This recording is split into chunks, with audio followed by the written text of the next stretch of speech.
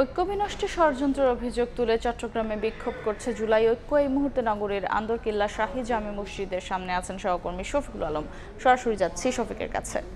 শফিক,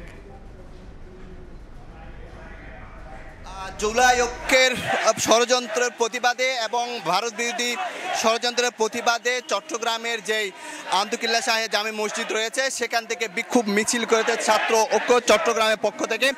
এখানে বৈষম্য বিরোধী ছাত্র আন্দোলন, এনসিপি এবং ছাত্রফ্রন্ট সব ধরনের অর্থাৎ যেই জুলাই ঐক্য পক্ষে যে সংগঠনগুলো ছিল সবাই কিন্তু একসাথে কিন্তু আজকের এই মিছিলে অংশ নিয়ে তাদের মূল দাবি হচ্ছে এই দীর্ঘ ৩৬ দিনে আন্দোলনে বাংলাদেশকে নতুন বাংলাদেশ পেয়েছে, সে বাংলাদেশকে নতুন করে গড়ে তুলছে, সেই গড়ে ওঠার পথে প্রতিবন্ধকতা সৃষ্টি করছে একটি পক্ষ।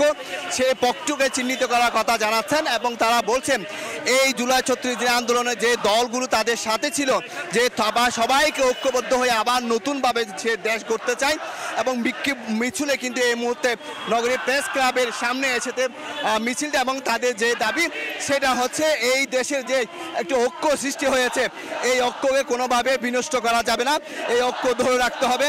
এই ঐক্য ধরে রাখতে না পারলে বাংলাদেশ আবার ভুল পথে যাবে। অর্থাৎ তারা বলছেন যে বাংলাদেশের এই ঐক্যকে অবশ্যই ধরে রাখতে পারেন। গত 2 দিন ধরে যে ষড়যন্ত্র চলছে সেটিকে তারা বলছে এটা ভারতের ষড়যন্ত্র এবং সেটিকে তারা কোনোভাবে মেনে নিতে পারছে না।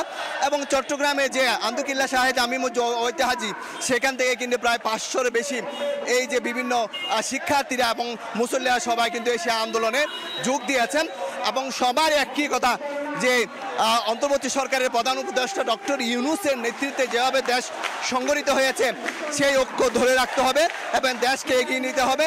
যে ভুল বোঝাবুঝি হয়েছে বিভিন্ন দলের সাথে অর্থাৎ জুলাই ঐক্যের যে দলগুলো সমর্থক যে দলগুলো রয়েছে তাদের সাথে বৈঠকের মাধ্যমে সেটি সমাধান করার কথা বলছেন এবং সেখানে ফ্যাসিবাদ বিরোধী বিভিন্ন স্লোগান তারা দিচ্ছেন, পাশাপাশি ভারতীয় বিভিন্ন ষড়যন্ত্রের কথা তারা তুলে ধরছেন এবং তাদের যে মূল মেসেজ সেটি হচ্ছে এই ঐক্য, এই বিপ্লব, এই নতুন বাংলাদেশের স্বপ্ন কখনোই ভেঙে যেতে দেবে না।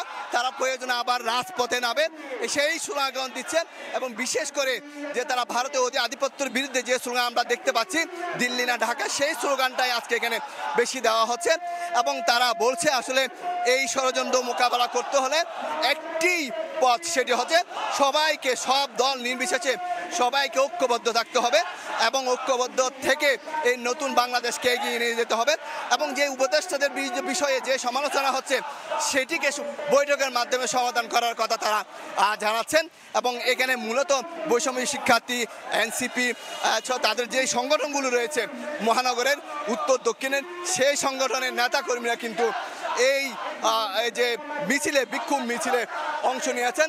এই মুহূর্তে কিন্তু তারা নগরী যে কাজী দেউরি নগরী যে জামাল খান রয়েছে সেই জামাল খানে এসে কিন্তু তারা দাঁড়িয়েছেন এবং এখানে হয়তো সংক্ষিপ্ত একটি সমাবেশ তারা করতে পারে। এই মুহূর্তে কিন্তু সেই মিছিলটি চট্টগ্রামের প্রেস ক্লাবে এসেছেন এবং তারা বলছেন যে এই যে 1400 শহীদের বিনিময় এবং 20,000-এর মতো আহতের বিনিময়ে যে বাংলাদেশ পেয়েছে সে বাংলাদেশে একদিনের 2 দিনের ষড়যন্ত্রে এই বাংলাদেশ ভেঙে পড়তে পারে না এবং যারা এই ষড়যন্ত্রের সাথে লিপ্ত গত 2 দিন ধরে দেশে যে গুমুট অবস্থা চলছে, গত রাতে তারা বলছে যে গুমুট অবস্থা চলছে, প্রধান উপদেষ্টার পদত্যাগ নিয়ে বিষয়গুলো নিয়ে ষড়যন্ত্র চলছে, সেটি তারা নষ্ট করে দিতে চায় এবং সেটির প্রতিবাদে দাঁড়াচ্ছেন এই মুহূর্তে নগরী যে জামাল খান রয়েছে সেই জামাল খানে কিন্তু দলটি এসেছেন এবং তারা বিক্ষোভ মিছিলটি এসেছেন সেখান থেকে কিন্তু তারা নানা দাবি দাবা কিন্তু তারা